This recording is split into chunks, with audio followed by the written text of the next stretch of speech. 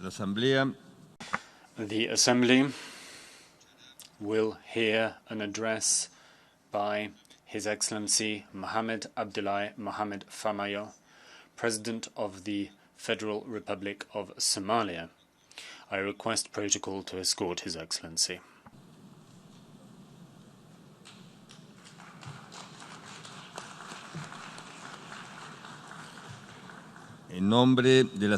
On behalf of the General Assembly, I have the honor to welcome to the United Nations His Excellency Mohamed Abdullahi Mohamed Farmajo, President of the Federal Republic of Somalia, and to invite him to address the Assembly.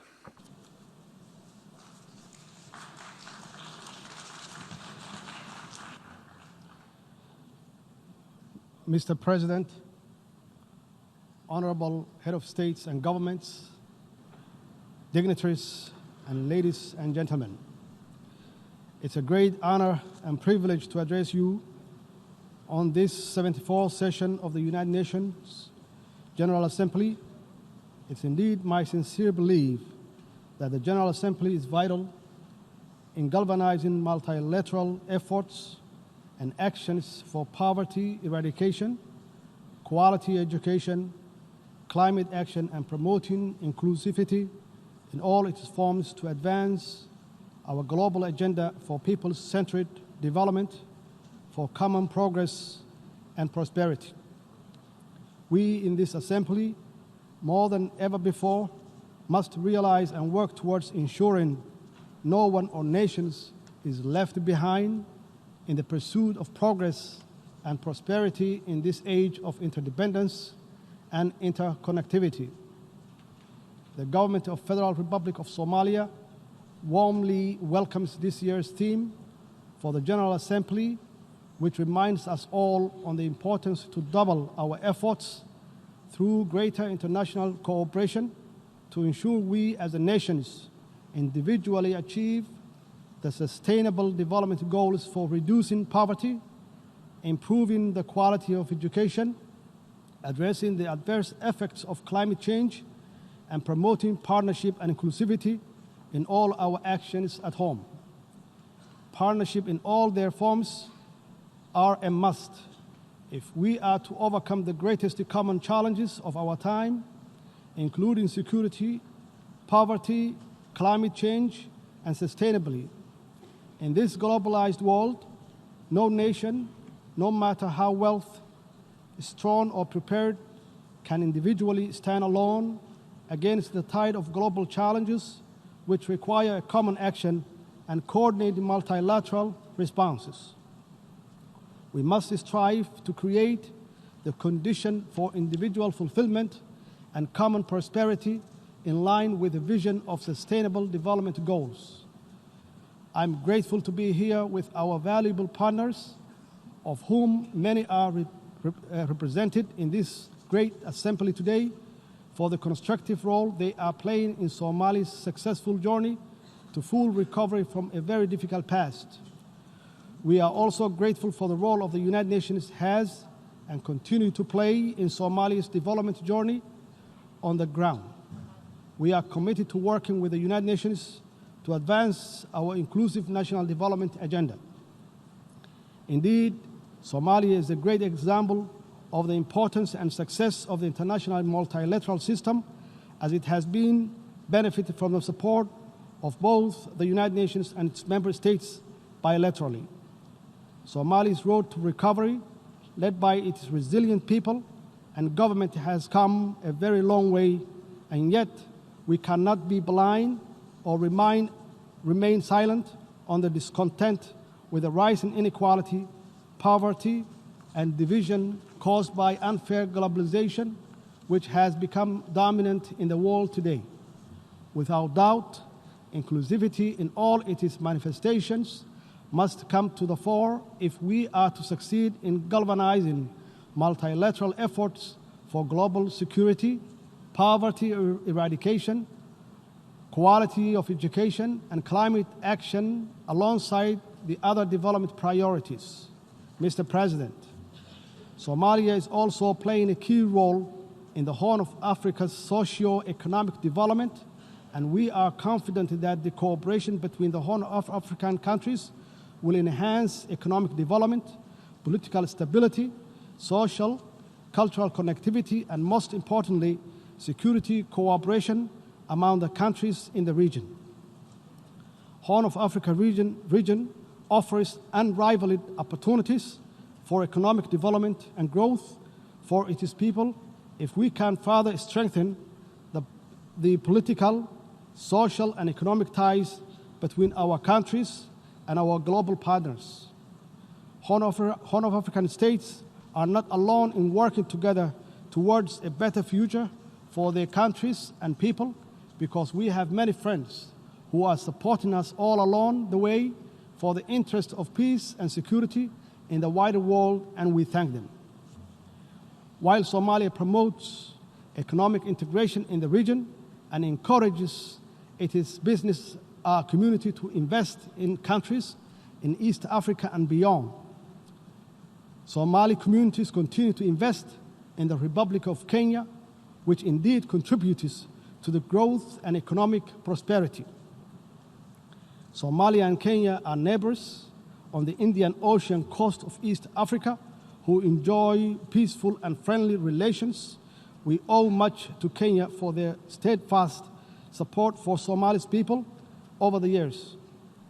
While our overall relations are excellent, our maritime boundaries has never been delimited and is the subject of disagreement between our two sister states. Bilateral negotiations did not achieve an agreement in the past. In order to obtain peaceful and equitable settlement in 2014 and in conformity with international law, Somalia instituted proceedings before the International Court of Justice, the highest legal authority of the United Nations. We are very pleased that the court found that it had jurisdiction to resolve the dispute and that it scheduled final hearing on the merit of the case for the first week of November this year. Somalia, as a member of the United Nations and a party to the statute of the court, is committed to seeing this judicial settlement process through to its end. Somalia has pledged to comply with the court's final judgment and to accept the boundary that is delimited by the court. As a matter of international law, the court's judgment will be binding on Kenya as well. And we trust that when that judgment is issued and the boundary is established, a lasting settlement of this long-lasting dispute will finally be achieved. In addition, on September 3, 2019, Peace and Security Council concluded that African Union is not empowered to intervene this case before the court. Mr. President, I would like to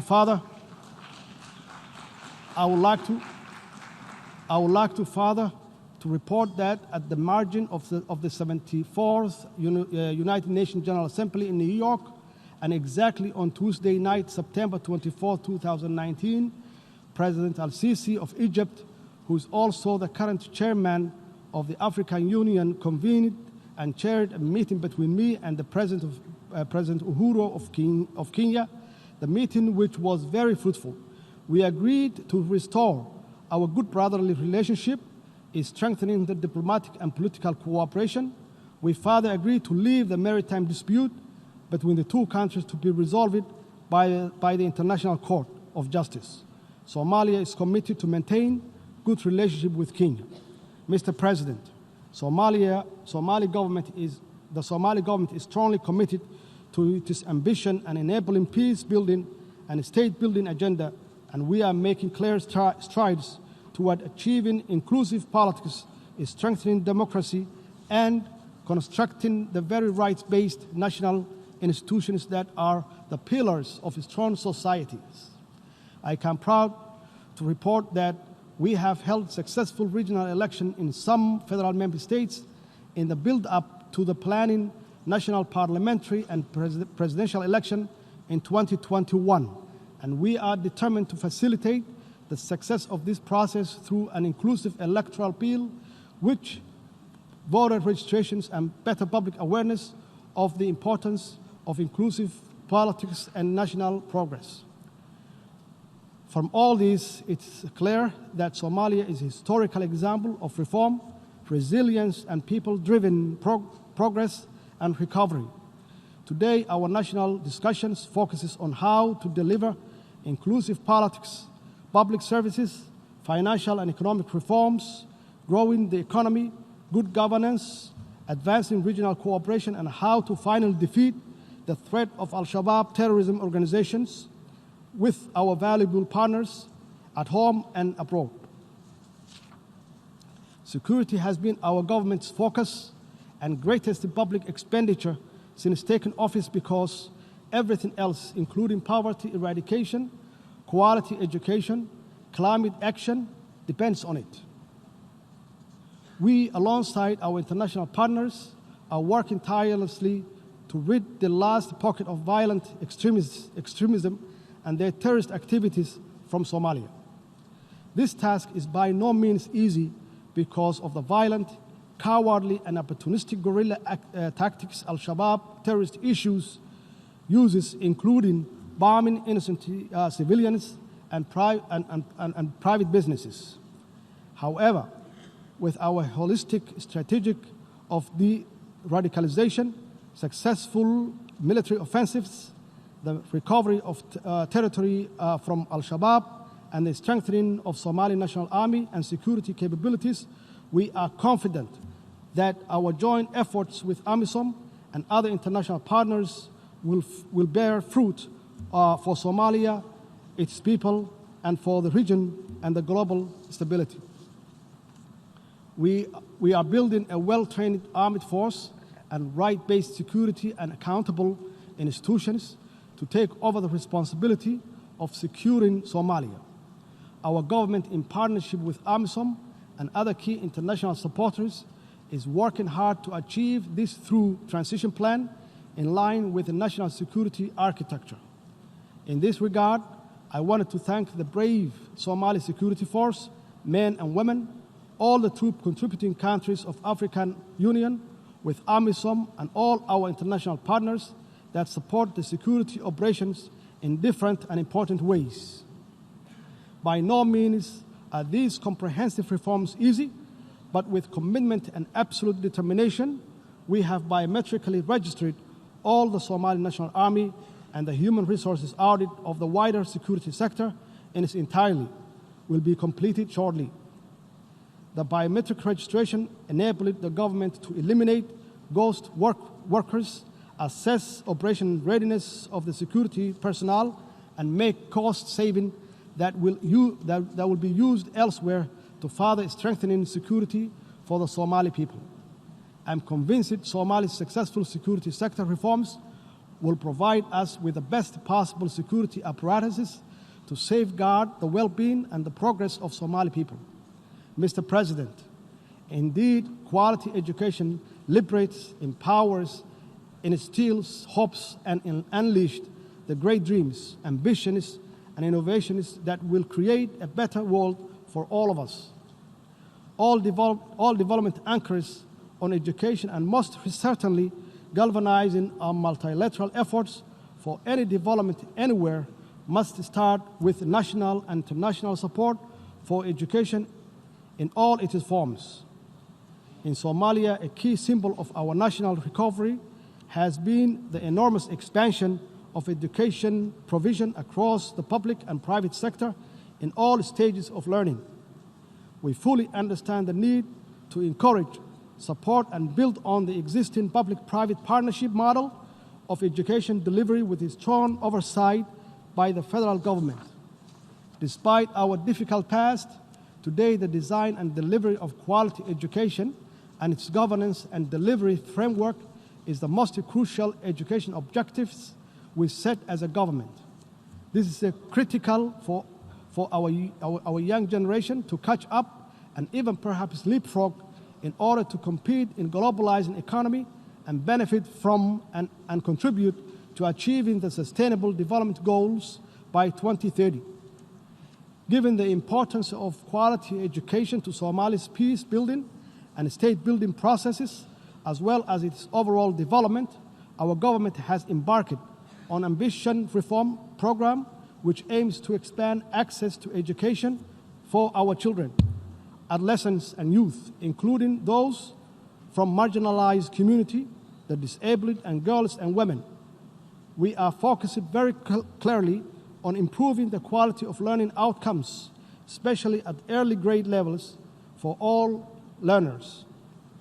We are also committed to increasing enrollment rates, ensuring the market relevance of learning opportunities to sustainably grow the economy in creating much-needed jobs and injecting further confidence in our people and country's prosperity and prospects.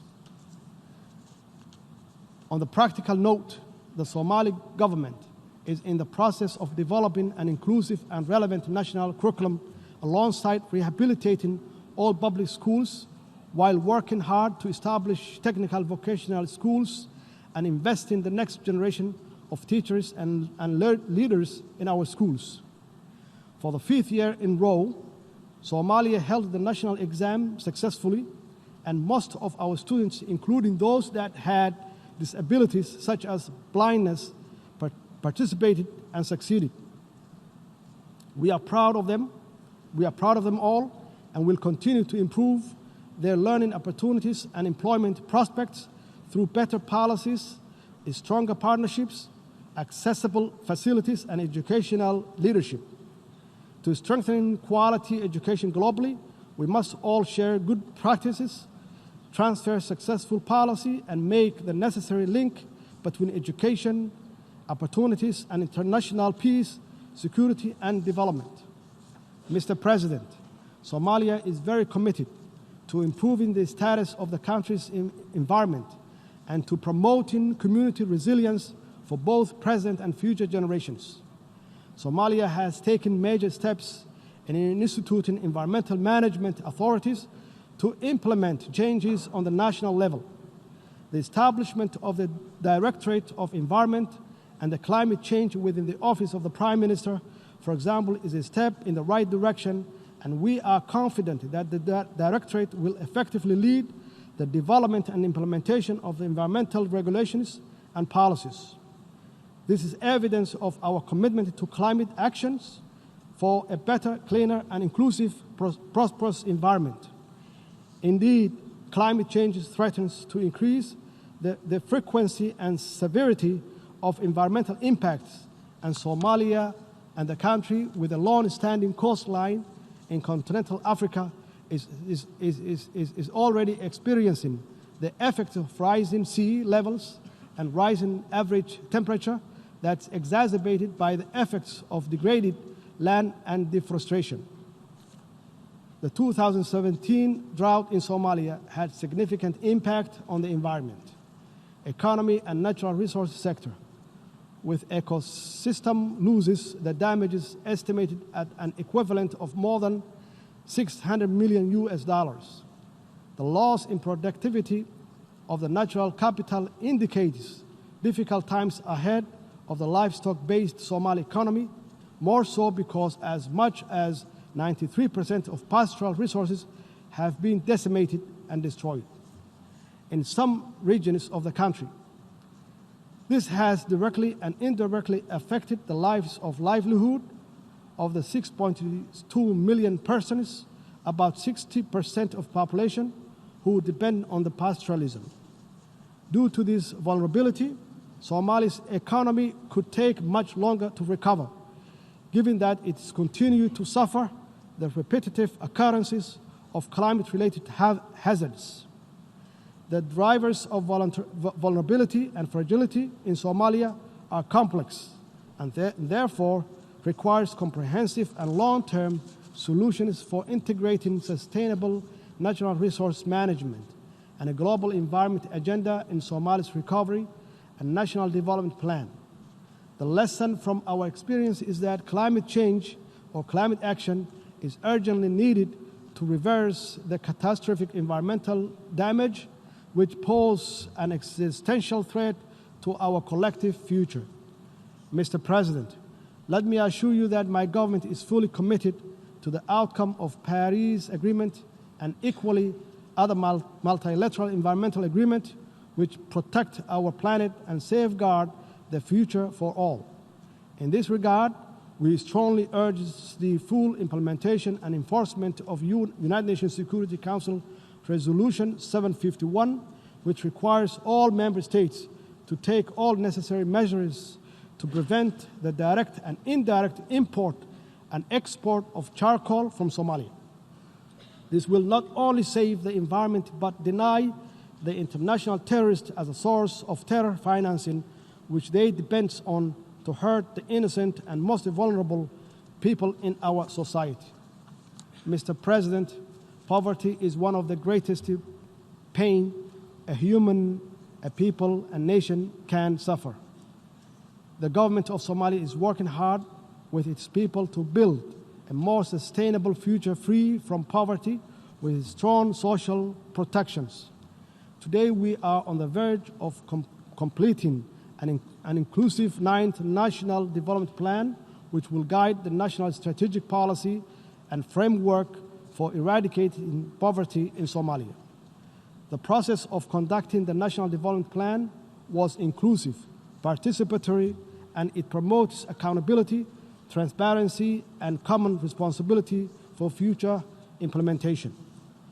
Our approach to eradicating poverty is to create economic opportunity for our people, and to do this, we are engaged in the ambitious and successful fiscal and economic reform programs guided by International Monetary Fund, the Staff Monetary Program, to achieve debt cancellation by early next year through the High Indebted Poor Countries Initiative, HIBIC. According to the IMF, our performance to date has been strong and we have achieved much in a short space of time. We continue to raise domestic revenue, improve national budgeting processes, make our financial system more secure and transparent, while instilling fiscal discipline in our national operations. We are working closely, both bilaterally and multilaterally, with all our key partners and stakeholders, including the Somali people and the international financial institutions, to secure debt cancellation for Somalia. Achieving this will allow Somalia to get access to valuable and much-needed concessionary resources that will complement our national domestic revenue mobilization to cover the cost of eradicating poverty, improving public services, including quality education and security, and taking effective actions to safeguard our future against the scourge of climate change. Alongside economic and fiscal reforms, our government has championed a zero-tolerance approach of corruption so that every dollar is spent on the public goods. If we are to eradicate poverty, we cannot afford to lose a cent to corruption. Accordingly, we must always ensure value for money in public expenditure and tackle corruption head-on. This is why I signed the historic anti-corruption bill last week, and my government is determined to deliver on its content for the people of Somalia. Mr. President, let me conclude by reiterating Somalia's strong support for galvanizing multilateral effort for poverty eradication, quality education, climate action in all its forms. In this globalized age of uncertainty, common threats and opportunities, we must all be in this together to achieve common progress and inclusive prosperity. Our global journey to sustainable development may be long, but every step we take together will be rewarded with a stronger society, a more equitable and connected world, and a community of nations is strengthening and empowering through this collaboration. I thank you, Mr. President, and I thank you all in this assembly.